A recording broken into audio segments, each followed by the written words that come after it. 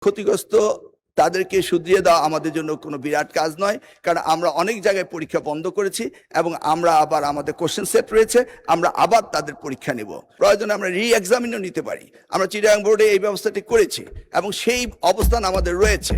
সেই জন্যই আবার অনুরোধ করব, শিক্ষার্থীরা যার যার পড়ার টেবিলে ফিরে যাক। আমরাই উদ্বিগ্ন তাদের চেয়ে বেশি কিভাবে তাদেরকে আমরা পরীক্ষা সঠিকভাবে নেব এবং এই দুর্যোগ মোকাবেলা করব।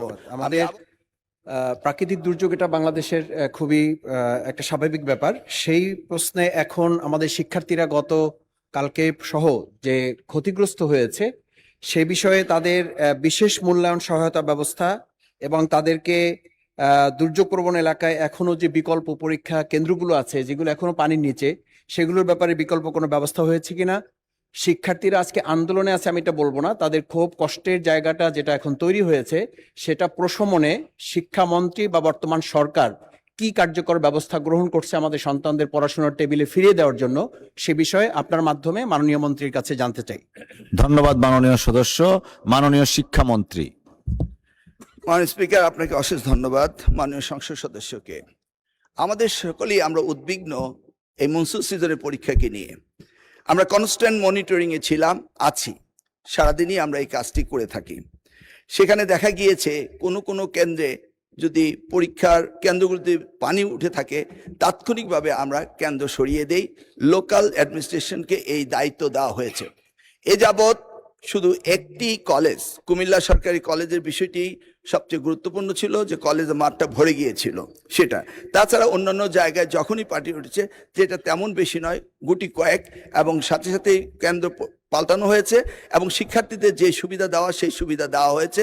এই ব্যাপারে আমরা সবসময় উদ্বিগ্ন ছিলাম। আমরা কন্টিনিউয়াস মনিটরিং করে এই কাজগুলি করছি।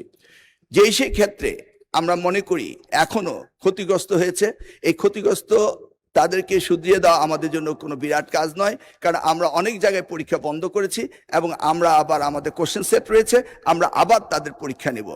আমরা আবারও পর্যালোচনা করছি, যদি কোথাও আমাদের প্রশাসনের দুর্বলতার কারণে কোনো শিক্ষা প্রতিষ্ঠানে পানি ওঠার পর যদি পরীক্ষা না দিতে পেরে থাকে, এই জরিপটা আমাদের কাছে আসার পরে আমরা সেইভাবে প্রয়োজনে আমরা রি-এক্সামিনও নিতে পারি। আমরা চিটাগাং বোর্ডে এই ব্যবস্থাটি করেছি এবং সেই অবস্থান আমাদের রয়েছে।